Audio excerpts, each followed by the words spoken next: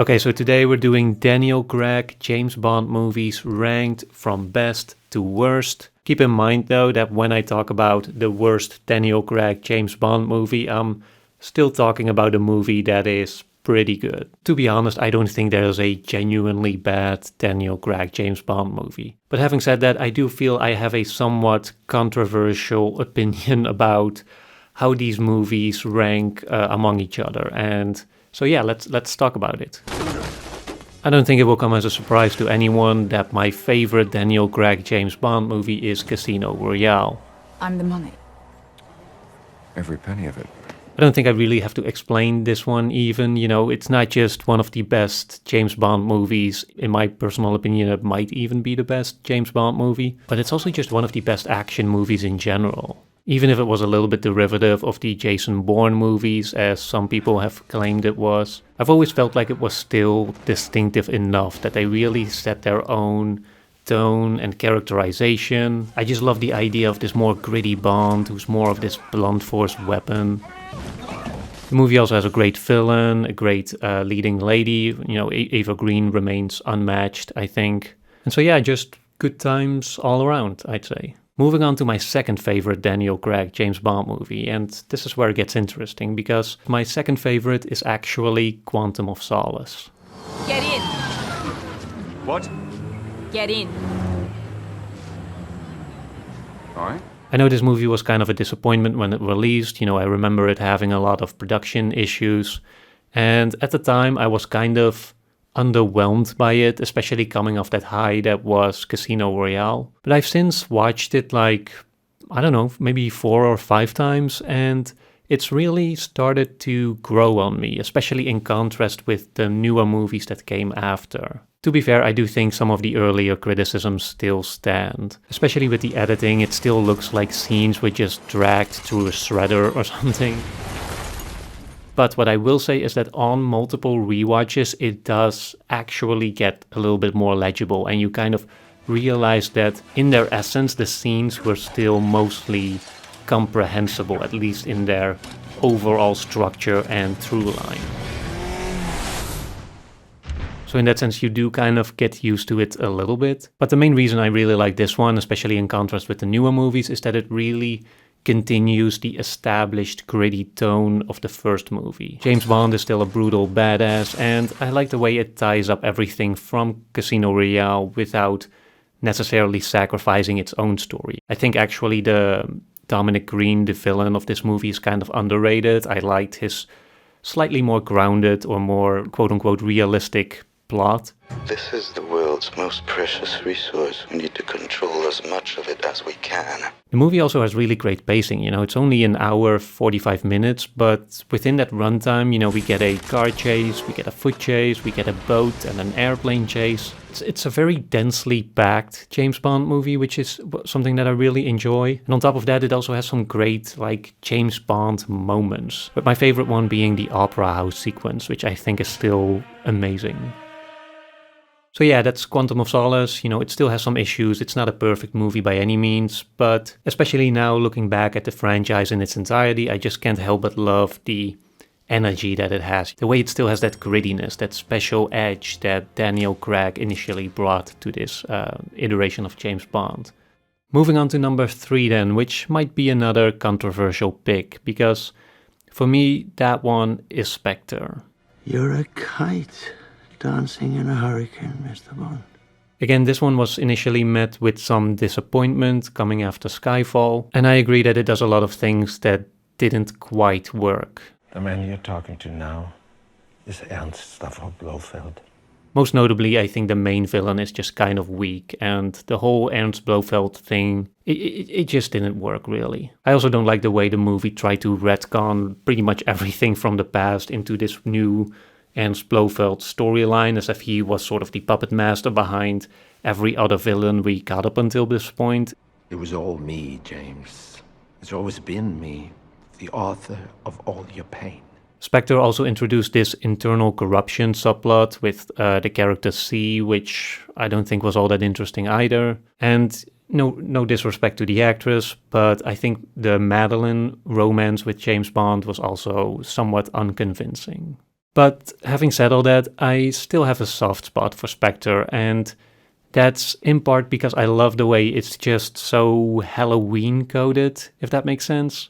Of all the Daniel Craig James Bond movies, this one has the most spooky atmosphere that I really like. And while the actual plotting doesn't always work for me, I do like the way it invokes those vibes of a secret society and the ghosts from the past that come to haunt James Bond. So yeah, as I said, it feels sort of Halloween coded, which I just really enjoy. I also especially love the settings in this one. You know, you have the classy vibes in Italy, you have the snowy Alps. I think Dave Bautista is really good in this one as the henchman. And I love how James Bond just gets to do his thing in this one. No, stay. You know, he's just a secret agent on a mission, and that's something I'm kind of missing in the movies that are remaining on this ranking. The next of which is the latest and final James Bond movie with Daniel Craig, which is No Time to Die. By the way, I'm not just any old 00. I'm 007. I know this is number 4 on a ranking that only has 5 movies, but I do actually really enjoy this one. I think it has great action scenes, I think it's very well directed, I think it has a great atmosphere, and I love that one villain with the fake eye who keeps coming back and getting his butt kicked by James Bond. And most importantly, I love how this one gave the franchise a proper ending. I wasn't really expecting for this franchise to have such an emotional finale, but yeah, I think they pulled it off. I think it was a genuinely moving conclusion to the franchise, and as such, I do still really like this movie. You have all the time in the world. But unfortunately, I do think the movie has some issues that caused it to end up this far down on the list. And most of that just comes down to it being way too bloated. I think it's like 2 hours and 45 minutes, which is just, to me, that's just too long for a James Bond movie. And it just also has too much stuff going on that even at this runtime still makes it feel rushed in a lot of places. Because of this, I feel like the main villain also gets lost in the shuffle a little bit. You know, it feels like he's only a side character in a story that has a lot of other stuff going on and that kind of struggles to fit the villain into the actual story. The movie also suffers from something that I like to refer to as finale syndrome, which is what happens when a movie tries to conclude a franchise and then not only tries to bring back everything from the past to kind of tie it all together, but also it makes a lot of things that are relevant to us or that are significant to us, and also tries to make it sort of narratively relevant. I was such a big fan of his. So for example, you have characters expressing how they are a fan of James Bond, or they make a big deal out of the 007 number being assigned or not assigned to him. Permission for Commander Bond to be redesignated as 007. As if these things that are significant to us in the audience also are significant to the characters in the universe. It's just a number. And lastly, I'm also just not a fan of the way this movie yet again has to pull Bond out of retirement, which really leads me into a criticism that's more relevant to the movie that's last on my ranking, which is the beloved Skyfall. Well, I'm here.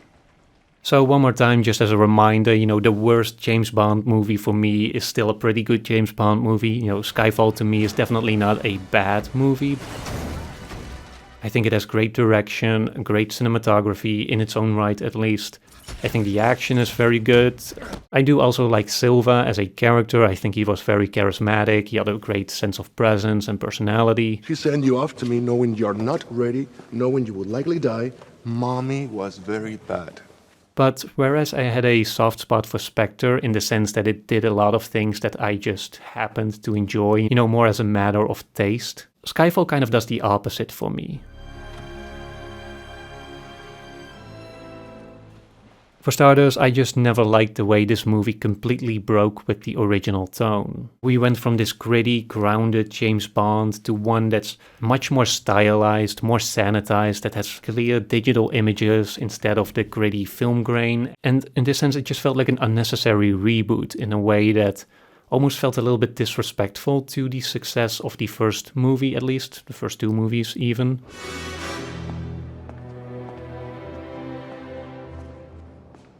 Oh, and I suppose that's completely inconspicuous.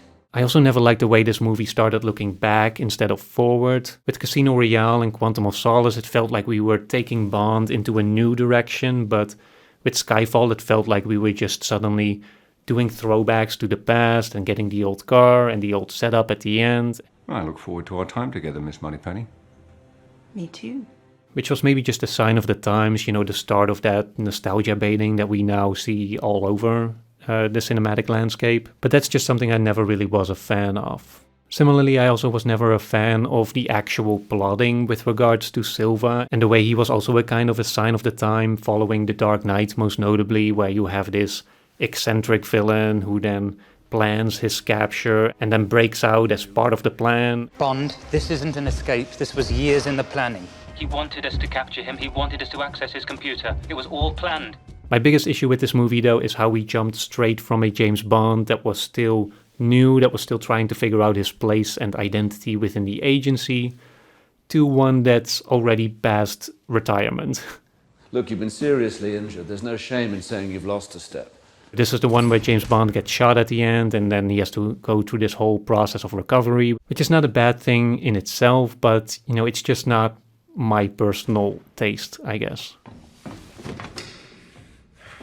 I'm fine with James Bond having personal conflicts, having stakes that matter to him specifically, but when I watch a James Bond movie, I just want to watch James Bond go on a mission. I don't want to spend 20 minutes hearing how he's too old for the job, how he's an analog watch in the digital age. I don't want to see him practice shots and missing and being kind of sad and old. That's just not the kind of James Bond that I enjoy. And just part of the reason why this movie ends up on the lowest place in this ranking for me is that I do kind of resent this movie a little bit for making that jump, for kind of ruining the great, gritty, energetic Bond, who was sort of brutal and very physical, into this old man who is now too old to do the thing he's only been doing for 2 movies. Good luck, 007. Don't cock it up. It's also what I disliked in No Time to Die, where James Bond was retired yet again. The world's moved on since he retired, Commander Bond. And it's why I do have that soft spot for Spectre, where it doesn't feel like that much of an issue at all. That's where we do get to see James Bond just be James Bond without having to hear about him being unfit for his role as a secret agent all the time. The inevitability of time, don't you think? So yeah, that's all the Daniel Craig James Bond movies. Let me know what you think, how would you rank these movies? I always felt like I had kind of the outsider opinion on this one, but yeah, maybe I'm wrong, maybe I'm not as controversial as I thought I was. Definitely let me know in the comments, and I'll see you again in the next one.